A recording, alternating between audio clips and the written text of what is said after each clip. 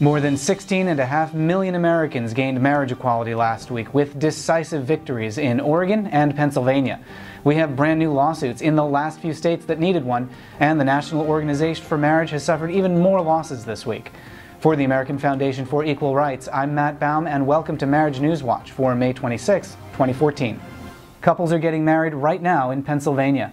Judge John E. Jones III issued an emphatic ruling last week overturning that state's marriage ban on the basis of due process and equal protection. Judge Jones wrote, quote, "The right plaintiffs seek to exercise is not a new right, but rather a right that these individuals have always been guaranteed by the United States Constitution." Former Senator Rick Santorum had a role in last week's victory. He endorsed Judge Jones for confirmation 12 years ago. Governor Tom Corbett has decided not to appeal the Pennsylvania decision, which means this victory is final. But incredibly, the National Organization for Marriage has claimed that they may attempt to intervene in the case. This is, in fact, not possible. The case is over. We've won. NAM simply does not have a role here. They're also irrelevant in Oregon. Last week, Judge Michael McShane overturned that state's marriage ban, and Oregon declined to appeal. NAM tried to intervene less than 2 days before the oral argument and was denied, but even though marriage has now begun in Oregon, NAM is still appealing to the Ninth Circuit for permission to intervene. They're unlikely to succeed.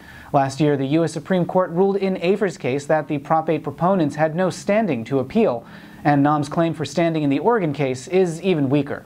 Marriage is here to stay in Pennsylvania and Oregon, and it's been strengthened in Utah. There was a window in December and January during which Utah couples could marry, and last week Judge Dale A. Kimball ruled that the state must now honor the licenses that it issued. Judge Kimball is a teacher at Brigham Young University and an active member of the Mormon Church.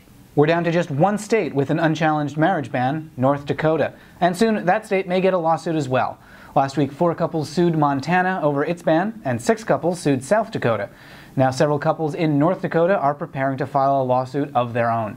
A judge in Texas has ruled that a lawsuit there should remain on the slow track.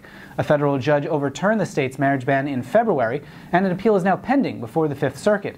Both sides have asked for an expedited schedule, but that was denied last week. With oral arguments yet to be scheduled, it could be months before we get a Texas decision. A new survey from Gallup shows national support for marriage equality continuing to climb. This is the 43rd national survey to show support over 50%. This week also marks 4 years since the last time our opponents polled with the majority. And finally this week, an expensive lesson for NAM. Investigators with the Maine Ethics Commission have recommended a fine of over $50,000, the largest ever imposed, for NAM's refusal to disclose donors to a ballot measure in 2009. The commission will meet on Wednesday of this week to consider that recommendation. NAM will likely also be required to disclose those donors, which should make for some fun reading. Those are the headlines. Subscribe here on YouTube for more on all these stories. For the American Foundation for Equal Rights, I'm Matt Baum. Thanks for watching. We'll see you next week.